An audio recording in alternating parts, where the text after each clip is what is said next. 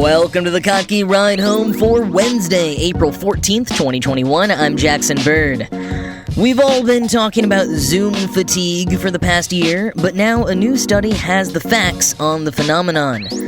Have you tried booking a rental car and noticed they're all sold out or only going for exorbitant prices? Here's why. And a double dose of Pterosaur news today. A look at the unique structure of their vertebrae that enabled the giant creatures to take flight, and new evidence that one species of Pterosaur may have been the oldest animal yet discovered with an opposable thumb. Here are some of the cool things from the news today. A lot of us have been throwing around the term Zoom fatigue over the past year, sometimes seriously, sometimes more jokingly. I've covered ways to combat Zoom fatigue on this show. Well, now scientists have weighed in with the facts. In a preprint shared this week on SSRN, so it's not yet peer-reviewed, researchers conducted a survey of more than 10,000 people to glean insight into who is most susceptible to Zoom fatigue and what particularly causes it, giving us a more solid foundation upon which to suggest solutions. The researchers created a tool called the Zoom Exhaustion and Fatigue Scale, or ZEF, and measured respondents' fatigue on the scale. And some of the findings were fairly obvious. The longer you spend on video calls in a day, and crucially, the less time you have between each call, are leading contributors to Zoom fatigue. But the study also yielded the interesting finding that women reported experiencing Zoom fatigue 13.8% more than men. And part of that has to do with some of the other factors that the study found were at play. Quoting National Geographic, "First, the lack of nonverbal cues is stressful because people cannot naturally convey or interpret gestures and body language when just their colleagues' shoulders and hands are visible. People might overcompensate by exaggerating their own gestures, like raising a dramatic thumbs up, while they simultaneously struggle to understand their colleagues' moods. During video calls, people report feeling trapped in one spot so they can stay within view of the webcam, increasing stress levels. Many video conferencing tools default to showing users their own video window, and the researchers found that this constant real-time reflection can cause what's known as mirror anxiety. The condition is a stressful self-consciousness that causes distractions and has been linked to increased anxiety and depression. Finally, the paper describes hypergaze, an intense feeling that other people on the call are staring at you because the video conferencing display shows everyone looking toward their cameras no matter who their focus is actually on.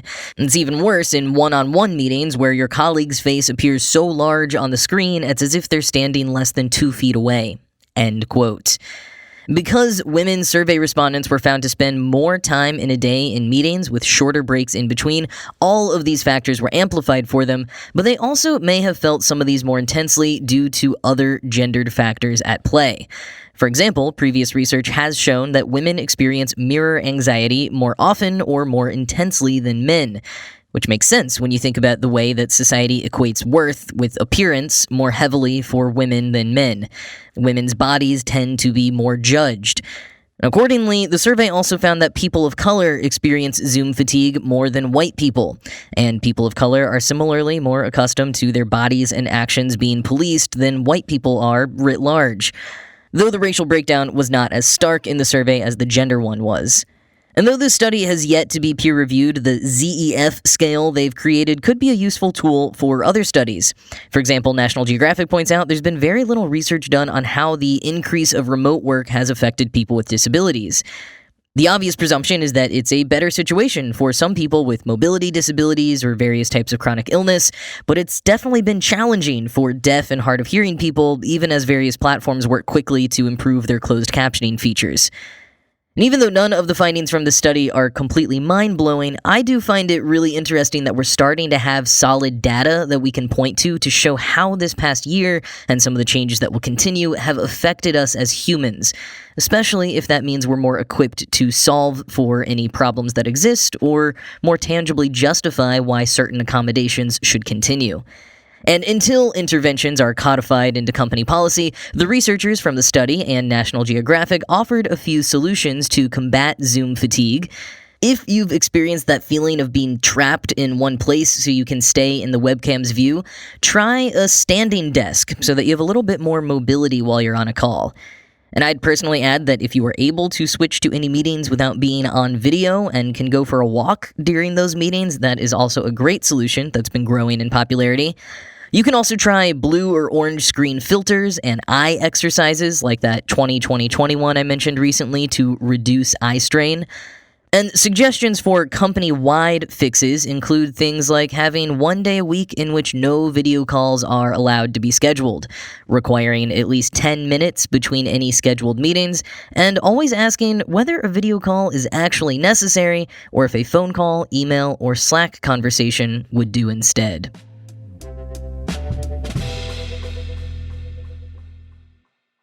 What did I say yesterday about booking every aspect of travel you may be planning sooner rather than later? I mentioned how Uber and Lyft are short on drivers right now and how Airbnb and Vrbo are completely sold out in locations. I also threw in rental cars as an aside, but it turns out the shortage of rental cars is an even bigger problem than I realized yesterday. As people rush to book travel or opt to rent a car for the day instead of risk virus transmission with a series of ride shares like Uber, the demand is higher than it's been for a while, but that's not the only problem. It's also a matter of supply. See, in order to stem the flow of revenue loss last year, rental car companies sold huge amounts of their fleets. We're talking hundreds of thousands of cars. And I honestly can't remember if I ever mentioned this on the show. It's tough to remember everything you talk about when you host a daily podcast. But I know last summer I was reading a lot of advice about buying used cars from rental car companies because they were selling them at super low rates. And rental cars tend to be in pretty great condition as well, since they're serviced after every trip. And that move saved a lot of the companies. Industry analyst Neil Abrams points out that usually if the rental car market is down, so is the used car market. But last summer was a historic high for used car sales, so it worked out for them. But now, demand is back and the rental car companies can't buy up new cars fast enough. Even less popular destinations are sold out or showing shockingly high prices. Some customers who've reserved cars report showing up and having no car available to them, and then having to wait sometimes hours for another one to be returned and cleaned. The Wall Street Journal says the three major U.S. rental car companies, Hertz, Avis, and Enterprise, expect the shortages to continue, and note that it's only exacerbated by the larger auto manufacturing slowdown. According to the Wall Street Journal, Hertz is down 42% in its car inventory, having disposed of over 200,000 last year, and Avis similarly disposed of over 250,000 cars last year. As they rush to balance supply with demand, Abrams warns that people should get used to higher fares, saying we've been spoiled for quite a while. It's probably going to take some time for the prices and availability to bounce back. Yes, even for elite member holders. The days of $40 a day car rentals may be over for quite a while.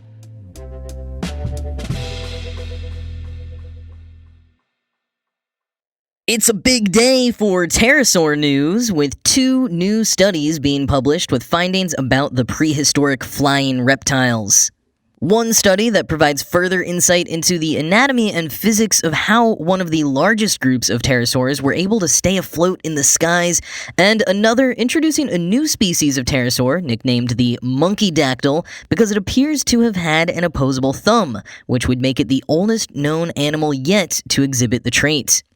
But first, the big old giraffe-sized Asdarchid pterosaurs. These dudes had wingspans of 33 feet and were the largest flying animals ever. How did such massive reptiles manage to fly and to carry heavy prey without breaking their long, thin necks? These questions have persisted in part because, like birds, pterosaurs had pretty lightweight skeletons to enable their flying, and that means their bones have rarely generated fossils we can still find and study today. Carrie-Ann Williams, a PhD student at the University of Illinois at Urbana-Champaign, recently conducted a CT scan of fossils from the Kemkem site in Morocco, one of the few places Asdarchid fossils can be found. The specimen in question most likely had a wingspan between 20 and 26 feet and a neck about 5 feet long. Williams' findings, published today in the journal iScience, came as something of a surprise to her and her colleagues. Quoting the New York Times, "The animal's neck was revealed to be scaffolded by a unique and complex network of helical struts connecting a central neural tube to the vertebra wall like the spokes of a bicycle. It was a structure that has no parallel elsewhere in the animal kingdom. A biomechanical analysis of the intricate structure of the neck revealed that the spoke-like filaments bolstered the vertebrae against the pressures of catching and carrying heavy prey. According to the team's calculations, the addition of only 50 struts increased by 90% the weight that they could bear without buckling, enabling this particular specimen to carry loads of up to 24 pounds, which Miss Williams called really impressive. They were using less energy to optimize their strength in their neck to be able to lift the prey, she said. The unusual adaptation may have functions beyond hunting and feeding, such as neck bashing, an intermale rivalry behavior seen in giraffes, or as a way to deal with the shearing forces associated with large skulls being buffeted by strong winds during flight or while on the ground, according to the study. End quote.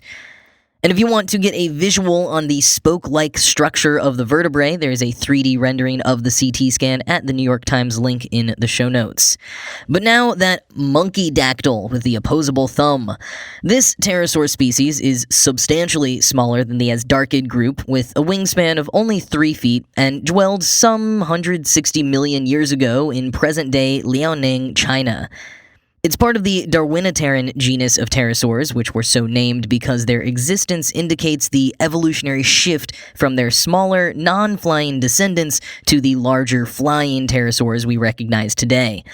Researchers who published their findings today in the journal Current Biology say this is the only Darwinitarian pterosaur of the 3 known ones in the area to exhibit this possible opposable thumb trait, leading them to believe the different pterosaurs in the area evolved to take on different roles in their ecosystem. And specifically, the presence of an opposable thumb would indicate that it could have been an arboreal species, hence the nickname monkey dactyl.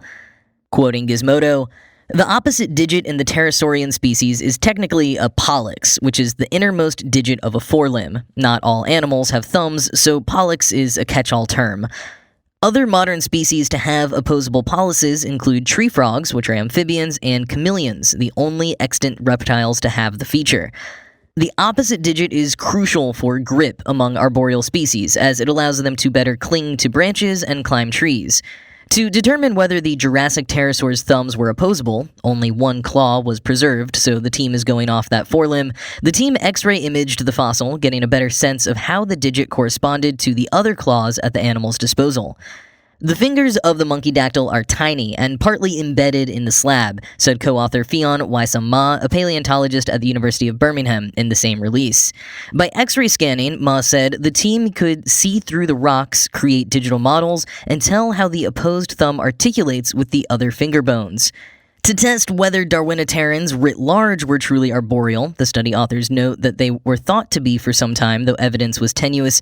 The researchers compared 25 pterosaur species with over 150 other species known for tree climbing, and they determined that the specimen was indeed a tree climber, though the other pterosaurs from the area lacked the capacity. End quote. Other paleontologists say this single claw fossil is not enough to be a smoking gun for arboreality, so more examples will definitely need to be found and analyzed before conclusions are solidified, but for now, we can entertain ourselves with the vision of tiny pterosaurs swinging from tree to tree in the forests of China. And let's also agree not to tell that Neuralink dude about these dinosaurs with opposable thumbs. That's the last thing we need him to add to his modern Jurassic Park plans.